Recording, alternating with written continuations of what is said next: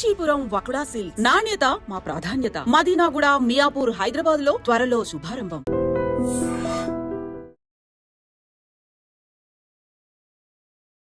Hi hello నమస్తే, welcome back to iDream media. ఈరోజు మనతో ఉన్నారు amphi certified mutual fund distributor అయిన పిఎస్ చంద్రశేఖర్ గారు. సార్తో మాట్లాడదాం ముఖ్యంగా వెల్త్ మేకింగ్కి ఎలాంటి ప్రొడక్ట్స్ అనేవి బెస్ట్ ఫైనాన్షియల్గా అనేది. Hi sir. హాయ్ అండి. సార్, ఫైనాన్షియల్ మార్కెట్స్లో చాలామందికి బ్యాంకింగ్ అనేది ఎక్కువ తెలుసు, అంటే fixed deposit, recurring deposit, PPF, అంటే మోస్ట్ ఆఫ్ ది పీపుల్ ఏంటంటే ఇవన్నీ కూడా ట్రెడిషనల్గా అలవాటు పడ్డ విషయాలని చెప్పొచ్చు. బట్ లేటెస్ట్ జెన్జీ ప్రొడక్ట్స్ అయిన మార్కెట్స్ చూసుకున్నట్లయితే ఈక్విటీ ప్రొడక్ట్స్ కానీ, ఎంఎఫ్ మ్యూచువల్ ఫండ్స్ కానీ, ఇంకా పెద్దగా వెళ్తే పిఎంఎస్ కానీ, పోర్ట్ఫోలియో మేనేజ్మెంట్ సిస్టమ్స్, హెచ్ఎన్ఐకి సంబంధించిన అవి. సో ఈ ప్రొడక్ట్స్ మీద ఇంకా అవగాహన రావాల్సిన అవసరం ఎంతో ఉంది. బట్ అనలిస్టుల యొక్క విశ్లేషణ ప్రకారం ఏంటి అంటే వెల్త్ మేకింగ్ అనేది ఈ ట్రెడిషనల్ ప్రొడక్ట్స్లో కాదు, లేటెస్ట్ ఈ జెన్జీ ప్రొడక్ట్స్ అయిన మ్యూచువల్ ఫండ్స్, ఈక్విటీ మార్కెట్స్, వీటిలోనే వెల్త్ మేకింగ్ అనేది జరుగుతుంది అనేది ఎంతవరకు నిజం అనేది ఉంది ఇందులో? ఇవి ఏ విధంగా వెల్త్ మేక్ చేస్తున్నాయి? విరాట్ గారు, ఇప్పుడు మనం ఫస్ట్ స్టాక్స్ గురించి మాట్లాడుకుందాం సార్. అంటే స్పెసిఫిక్ ఎగ్జాంపుల్స్ కాదు, అసలు స్టాక్స్లో ఇన్వెస్ట్ చేసే ముందు ప్రతి ఒక్క కస్టమర్కి ఏంటి తెలియాలి, బేసిక్స్ అనేది ప్రతి ఒక్క ఇన్వెస్టర్కి తెలియాలి సార్. అదేంటంటే లైక్ స్టాక్స్ అంటే ఏంటి, షేర్స్ అంటే ఏంటి, ఒక స్టాక్ ప్రైస్ అంటే ఏంటి, తర్వాత ఆ కంపెనీకి ఉండే పొటెన్షియల్ ఎంత ఉంది, గ్రోత్ పొటెన్షియల్ ఎంత ఉంది, ఇవన్నీ ఇంపార్టెంట్ సార్. రెండోది, స్టాక్స్లో ఇన్వెస్ట్ చేసేటప్పుడు వారి ప్రాస్పెక్టివ్ లాంగ్ టర్మా షార్ట్ టర్మా. లాంగ్ టర్మ్ అనేది ఉంటే ఏంటంటే బాగానే ఉంటుంది. షార్ట్ టర్మ్ తీసుకునేటప్పుడు మార్కెట్ వాలటాలిటీ అనేది ఎక్కువ ఉంటుంది. సో ఇది ఒక ఇంపార్టెంట్ కాన్సెప్ట్ అండి, ఈ స్టాక్స్ కొనుక్కునేటప్పుడు తెలియాలి. ఇది కాకుండా సార్ ఫండమెంటల్ అనాలిసిస్ అంటే సార్ వాళ్ళ బిజినెస్ మోడల్ ఏంటి, వాళ్ళ మేనేజ్మెంట్ ఎవరు, తర్వాత వాళ్ళకి ఎంత ఇండస్ట్రీ అవుట్లుక్ ఉంది, ఎలాగా బుక్ వాల్యూ ఉంది, కాంట్రాక్ట్స్ ఎలా ఉంది, ఇవన్నీ తెలుసుకోవాలి. తెలుసుకున్న తర్వాత ఏదైనా ఒక స్టాక్లో అనేది మనం ఇన్వెస్ట్మెంట్స్ అనేది చేయొచ్చు. ఇది కాకుండా sir technical analysis like price study, price ups and downs ఉంటాయి కదా, చార్ట్స్, అవన్నీ అనలైజ్ చేసే ఇది ఉండాలి. ఇప్పుడు జనరల్గా ఏం చేస్తుంటారంటే సార్ ప్రతి ఒక్క ఇన్వెస్టర్ ఇవన్నీ చేయలేరు. ఒక రికమెండేషన్, ఎవరైతే ఒక రీసెర్చ్ అనలిస్ట్ ఉంటారో వాళ్ళు ఈ అనలైజ్ చేసి రికమెండేషన్స్ ఇస్తుంటారు, కొనేసుకుంటుంటారు.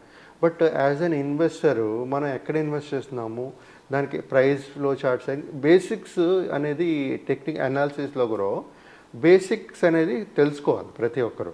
మనం అనలైజ్ చేయలేకపోతాం but what is it, in and out అంటే ఈ ప్రైస్ అంటే ఏంటి, ఈ ప్రైస్ మూమెంట్స్ అండ్ చార్ట్ అంటే ఏంటి, ప్రైవేట్ చార్ట్ అంటే ఏంటి, ఇవన్నీ నేర్చుకుంటేనే కదా సార్ మన ఆ స్టాక్స్ కొనడానికి అవుతుంది. మనకి ఫ్యూచర్లో ఏదైనా ఒక చేయాలి, యాక్షన్ తీసుకోవాలి, డిసిషన్ తీసుకోవాలనుకున్నప్పుడు మనకి ఇవన్నీ తెలిసి ఉండాలి, రైట్? రికమెండేషన్స్ ఇచ్చి వెళ్ళిపోతారు, but we're the one who has to analyse it కదా. సో ఆ బేసిక్ ఇన్ఫర్మేషన్ ఉంటే మనం ఏదో కొంత డిసైడ్ చేయగలుగుతాం. సో ఇది కాకుండా సార్ మన స్టాక్స్లో పెట్టేటప్పుడు మన రిస్క్ ఎంత తీసుకుంటున్నాము, మన రిస్క్ మేనేజ్మెంట్ ఎలా చేయగలుగుతున్నారు, ఇది కూడా తెలియాలి, రైట్ సార్. సార్ ఇంకా ఏంటంటే సరే మన ఈ ఒక కంపెనీలో ఇన్వెస్ట్ చేసేటప్పుడు వాళ్ళ ఎకనామిక్ డెవలప్మెంట్స్ ఏంటి, కంపెనీ పర్ఫామ్ ఎలా చేస్తుంది, ఇందాక చెప్పినట్టుగా ఆర్డర్ బుక్స్ ఎలాగున్నాయి, ఫ్యూచర్లో ఎలాగుంటుంది, ఇవన్నీ తెలుసుకుంటే కానీ ఆ స్టాక్స్ అనేది సెలెక్ట్ చేసి కొనడానికి ఛాన్స్ లేదు సార్. ఇప్పుడు మార్కెట్స్ త్రూ వెల్త్ క్రియేట్ చేయాలి అనుకుందాం సార్ మనం. దీంట్లో ఏంటంటే సార్ ప్రతి ఒక్కరూ త్వరగా ఎర్లీ ఇన్వెస్ట్మెంట్స్ అనేది చేయాలి, ప్రతి ఒక్కరూ చేయాలి. అది మ్యూచువల్ ఫండ్స్లో అవనండి, స్టాక్స్లో అవనండి. మన తర్వాత కన్సిస్టెంట్గా ఇన్వెస్ట్మెంట్ చేస్తూ ఉండాలి, రైట్? మ్యూచువల్ ఫండ్స్లో కూడా కన్సిస్టెన్సీ ఉండాలి, స్టాక్స్ కొనేటప్పుడు కూడా కావాలంటే మీరు యాడ్ చేస్తుంటే కన్సిస్టెంట్గా యాడ్ చేస్తూ ఇవన్నీ అనలైజ్ చేయగలిస్తేనే స్టాక్స్లో కొనుక్కుంటూ ఉండాలి, రైట్? ఇప్పుడు మార్కెట్లో మనం మోస్ట్ ఇంపార్టెంట్ అంటే మన మ్యూచువల్ ఫండ్స్లో సెలెక్షన్ ఆఫ్ స్కీమ్ ఇంపార్టెంట్, ఎలాగో ఇక్కడ selection of stock important. Unless until we don't fundamental analysis, technical analysis మనం చేయలేకపోతే రికమెండేషన్ చూసుకొనేస్తే రేపు ఇటు అటు వెళ్తే ఏం చేస్తారు, సో మనకి ఆ అండర్స్టాండింగ్ ఉండాలి. ఉంటే కానీ మనం ముందుగానే అనేది వెళ్ళాం సార్. ఈ తర్వాత ఈ స్టాక్స్ ఎవరైతే కొన్ని స్టాక్స్ ఇప్పుడు ఫర్ ఎగ్జాంపుల్ ఏదైనా ఇన్ఫోసిస్ అనుకోండి, టీసీఎస్ అనుకోండి, హెచ్డిఎఫ్సి బ్యాంక్ అనుకోండి, ఏదైనా అనుకోండి, పిఎస్యు బ్యాంక్స్ అనుకోండి. బట్ అది అనుకునేటప్పుడు వాళ్ళది ఇన్వెస్ట్మెంట్ స్ట్రాటజీ లాంగ్ టర్మ్ ఉంటేనే ఈ వెల్త్ అనేది క్రియేట్ అవుతుంది. షార్ట్ టర్మ్లో ఈ స్టాక్స్ కొనుక్కోవడం అనేది వాలటైల్ ఉంటుంది. రిటర్న్ వెల్త్ అనేది క్రియేట్ అవ్వకపోవచ్చు చెప్పలేం. సో ఇక్కడ ఎందుకంటే డైవర్సిఫికేషన్ లేదు కాబట్టి మనం పర్టికులర్ ఆ స్టాక్ గురించి మాట్లాడుకుంటాం. చేసుకోవచ్చు డైవర్సిఫికేషన్ ప్రొవైడెడ్ ఇవన్నీ చేయగలదు కాదు వాళ్ళు analysis, fundamental analysis, technical analysis చేసి ఉండాలి. ఇప్పుడు సార్ కొన్ని దాంట్లో మనకి ఇన్వెస్ట్ చేస్తుంటే డివిడెండ్ పేఅవుట్స్ వస్తుంటాయి. బల్క్లో బాగా ఎక్కువ ఇన్వెస్ట్ చేశారనుకోండి, హెవీ ఇన్వెస్ట్మెంట్స్ ఉంటే 10 లక్షలు పైన ఇన్వెస్ట్మెంట్ డివిడెండ్ పేఅవుట్స్ ఉంటాయి ఇయర్లీ. అంటే కంపెనీ కానీ పర్ఫామ్ బాగా చేస్తే డివిడెండ్స్ ఇస్తుంది. మన షేర్ వాల్యూస్ పెరుగుతూనే ఇంకో పక్కన ఎక్స్ట్రా అమౌంట్ అనేది మనకు డివిడెండ్ ప్రాఫిట్ వచ్చినప్పుడు డివిడెండ్స్ ప్రతి ఒక్క షేర్ హోల్డర్కి ఇస్తుంటారు. అలాంటి వచ్చిన డివిడెండ్స్ కూడా సార్ మళ్ళీ రీఇన్వెస్ట్ చేసుకోవాలి.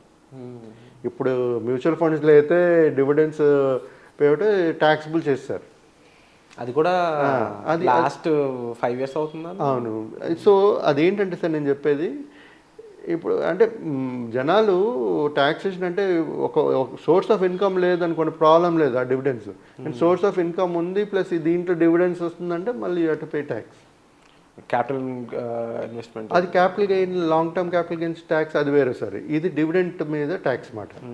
సో ఇలాగా చూసుకుంటూ పోర్ట్ఫోలియో అనేది రీబ్యాలెన్సింగ్ అనేది చేసుకుండాలి స్టాక్స్ కొన్నా సరే.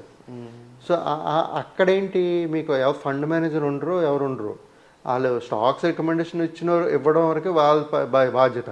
తర్వాత మీరే కదా చూడాలి. ఒకవేళ మీరు వాళ్ళు చెప్పిన స్టాప్ లాస్ దగ్గర అమ్మలేదు, ఇంకా ఉంది, అప్పుడు ఏం చేస్తారు? రైట్. సో మీకు ఆ బేసిక్ నాలెడ్జ్ ఉంటే కానీ ఆ డిసిషన్ అనేది తీసుకోలేము సార్. సో ఎవరైనా ఒకరు ఇన్వెస్ట్ చేయాలి అనుకుంటే సార్, వెల్త్ క్రియేట్ చేసుకోవాలి అనుకుంటే ఈ మార్కెట్లో another option is mutual funds. Mutual funds ఉంది. మ్యూచువల్ ఫండ్స్లో ఫండ్ మేనేజర్ ఉంటారు. మీరు చేయవలసింది ఏమీ లేదు.